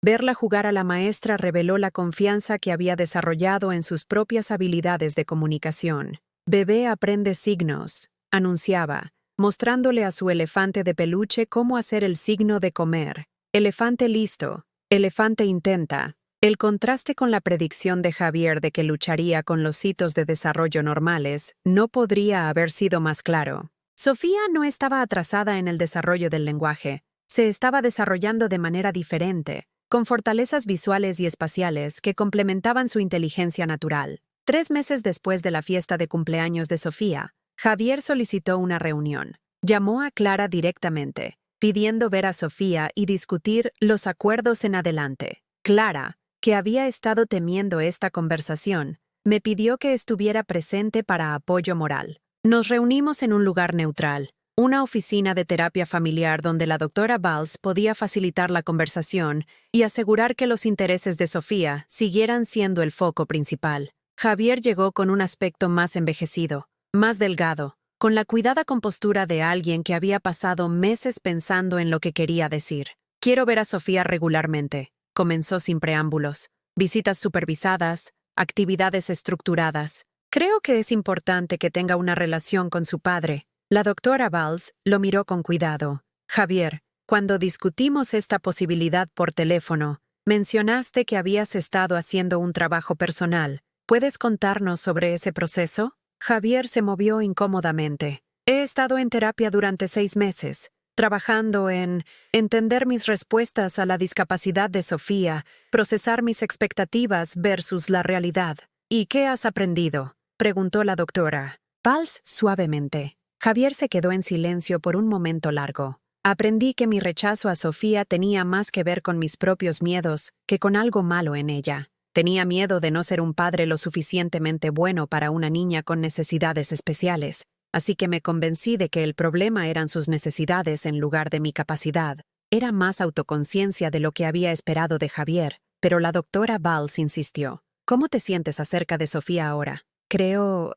Javier luchó con las palabras. «Creo que probablemente es una niña notable. Creo que me perdí 18 meses de conocerla porque estaba demasiado centrado en lamentar al niño que esperaba recibir». Clara habló por primera vez. «Javier, Sofía ya no necesita que lamentes a quien no es. Necesita que celebres a quien es. ¿Estás preparado para hacer eso?» «Quiero intentarlo», dijo Javier simplemente. «Quiero aprender lenguaje de signos. Quiero entender su mundo en lugar de esperar que encaje en el mío». La doctora Valls esbozó un plan cuidadoso para reintroducir a Javier en la vida de Sofía. visitas cortas y supervisadas donde pudiera practicar el lenguaje de signos con ella, construyendo gradualmente la confianza y la conexión sin abrumar a Sofía o crear inestabilidad en su rutina. La primera visita fue incómoda, pero no desastrosa. Sofía, que ahora tenía 2 años y medio, se acercó a Javier con cautelosa curiosidad, en lugar de la ansiosa confianza que había mostrado cuando era un bebé.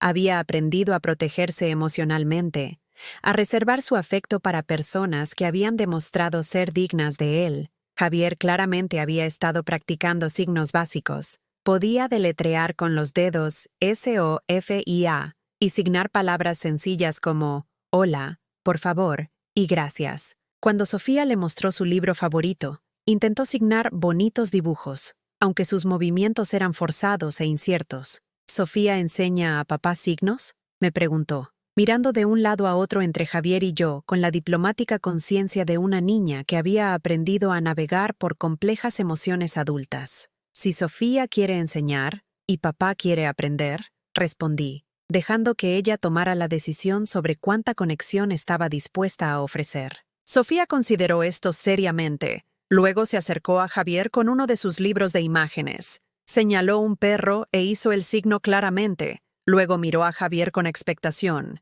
Él copió su movimiento torpemente, y el rostro de Sofía se iluminó con el deleite de una maestra exitosa. Durante los siguientes 20 minutos, ella le mostró pacientemente signos para varios animales, corrigiendo sus posiciones de mano con la suave persistencia de alguien que había aprendido a través del refuerzo positivo en lugar de la crítica. Cuando la visita terminó, Sofía se despidió de Javier con la mano y signó «hasta luego», con amabilidad casual, no el alcance desesperado que había mostrado cuando era un bebé, sino el cortés reconocimiento de alguien dispuesto a mantener la conexión sin dependencia emocional. Durante los meses siguientes, las visitas de Javier se convirtieron en características regulares en la vida de Sofía, pero no centrales. Disfrutaba enseñarle signos, compartir sus libros y mostrarle sus últimos logros, pero nunca transfirió la profunda confianza y afecto que nos mostró a Clara y a mí, a este padre que era esencialmente un recién llegado a su panorama emocional.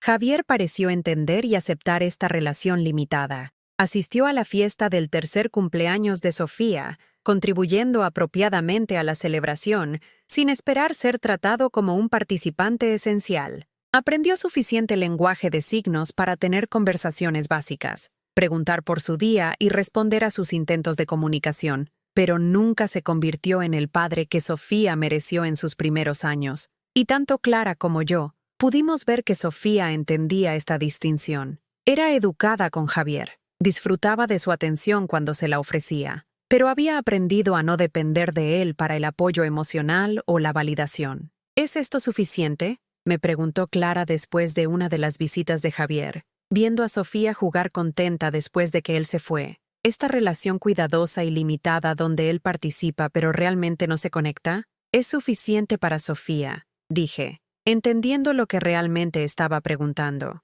Tiene un amor profundo e incondicional de personas que han demostrado ser confiables. Javier puede ser una presencia de apoyo en su vida, sin ser esencial para su bienestar emocional. Sofía a los 3 años era bilingüe, segura y emocionalmente estable. Asistía a un colegio de educación infantil donde sus maestras se maravillaban de sus habilidades para resolver problemas, su empatía por otros niños y su capacidad para ayudar a sus compañeros oyentes a aprender signos básicos. Había desarrollado el liderazgo social que a menudo surgía en niños que habían aprendido temprano a superar las diferencias de comunicación. Lo más importante, Sofía había crecido creyendo que era digna de amor, capaz de aprender y valiosa exactamente como era. La base que Javier se había negado a proporcionar en su infancia había sido construida por personas que veían su sordera como una diferencia que celebrar en lugar de un problema que resolver. En las noches tranquilas, cuando Sofía estaba dormida y Clara estaba estudiando para sus cursos universitarios,